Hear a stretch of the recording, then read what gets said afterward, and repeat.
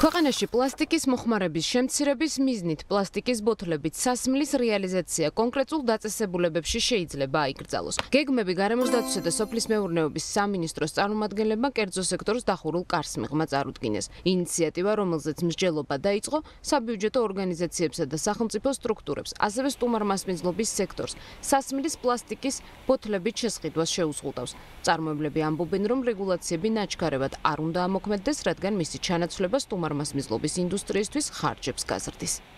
შევთანხმდით ერთ რამაზე, რომ რადგანაც არსებობს მრავალი გასათვალისწინებელი ფაქტორი, იმისათვის რომ არ შეიზღუდოს ნაწარმის რეალიზება, არ შეიზღუდოს მომხმარებლის ინტერესები, ამისათვის ალბათ ჯერ კიდე ბევრი იქნება სასაუბრო. მინის ფასი ჩვენ ყველა მივხვდით, რომ რამდენჯერმე უფრო ძვირია ვიდრე პლასტიკში მოწოდებული შეფუთვის და შესაბამისად მოხერხებულობაც მისი გამოყენების.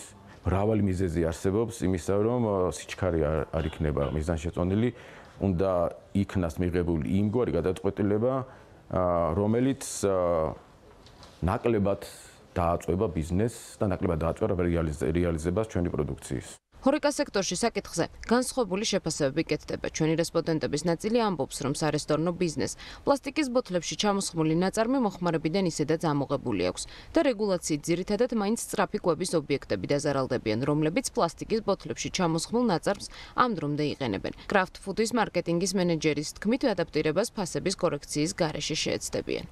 ვფიქრობთ, რომ აღნიშნული რეფორმა კრაფტის ხედვასთან არის სრულ თანხვედრაში, რადგან ცვლილება ეკოლოგიური პასუხისმგებლობის განსხვავებული ეტაპია და კრაფტი ამას არ იღებს როგორც შეზღუდვას, არამედ ხვდება როგორც სრულიად ახალ შესაძლებლობას. ჩვენი მსაუბრა არის საკმაოდ დიდი ამ ცვლილებასთან დაკავშირებით და ცხადია, წარმოების ნაწილში შევეცდებით, რომ მაქსიმალურად ადეკვატური ფასი შევინარჩუნოთ მომხმარებელთან ურთიერთობისთვის. თუმცა ალბათ გარკვეული გავლენა ექნება შესყიდვის ნაწილშიც და ალბათ გარკვეული გავლენაც ექნება თვითონ წარმოების ნაწილშიც და შესაბამისად ვეცდებით, რომ ჩვენი ბიზნესი ადაპტირებული იყოს მაქსიმალურად ამ ცვლილების მიღებასთან, რადგანაც ეს არის ორმხრივი პასუხისმგებლობა როგორც ბიზნესის, ასევე მომხმარებლის მხრიდან.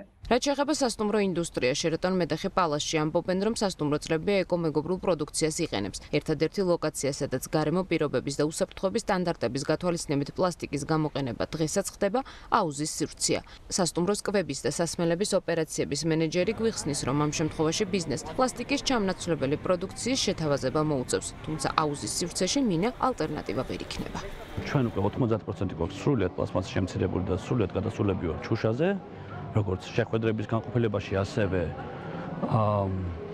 ყველა ესე ვთქვათ კვების აქტივობის ესე ვთქვათ სივრცეში და ასევე ოთახებშიც, მაგრამ ერთადერთი გამოწვევა რაც იყო, ეს არის აუზის სივრცე. შუშით ვერ ვიმუშავეთ აუზზე, ვერ ვიმუშავეთ ფიზიკურად, ამიტომ ეს ინიციატივა უნდა წამოვიდეს მომწოდებლებისგან და ესე ვთქვათ მეწარმეებისგან, ვინც პლასმასის მაგივრად სხვა პროდუქტთან ერგავს, თუნდაც ესე ვთქვათ შეიძლება ეს იყოს ტეტრაპაკი, ეს იყოს რაღაცა სხვადასხვა პროდუქტი, რაც არ იქნება უბრალოდ პლასმასა, მაგრამ არ იქნება ასევე სახიფათო მომხმარებლისთვის, როგორც მინა.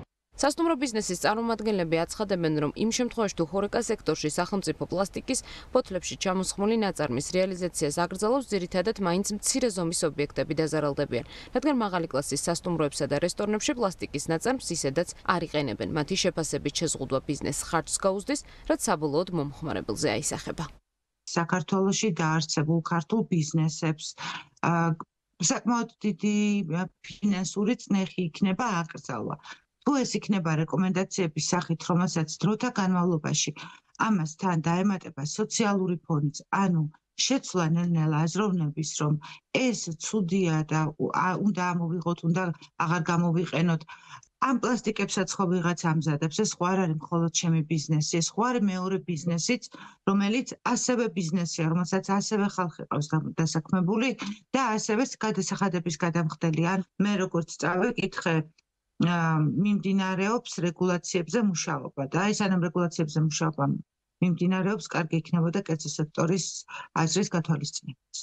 გარემოს დაცვისა და სოფლის მეურნეობის სამინისტროს ინფორმაციით საქართველოში ჩატარებული კვლევის მიხედვით ქვეყანა ყოველწლიურად დაახლოებით 612.5 მილიონი ერთჯერადი გამოყენების პლასტიკის ნივთს, ჭიქას, თავსახურს, საკვების კონტეინერს, კოვს, ჩანგალს, დანას, საწრუბს, თეფშსა და სასმლის მოსარევს მოიხმარს, რაც 3900-დან 5900 ტონამდე აღწევს. წარმოებლების ნაწილის შეფასებით პრობლემის გადაჭრის ერთ-ერთი გზა წარმოებლის გაფართოებული ვალდებულების სრულფასოვანი ამოქმედებაა, რომელიც ბიზნეს შესაფუთი ნარჩენების შეგროვებას და შემდეგ უკვე გადამუშავებას ავალდებულებს. შესაფუთი ნარჩენების რეგლამენტი 8 წელია პარლამენტშია, თუმცა მისი განხილვები შეჩერებულია და კერძო სექტორს ინფორმაცია თუ როდის დააბრუნებენ საკანონმდებლო ორგანოს დღის წესრიგში საკითხს ამ დრომდე არ აქვს.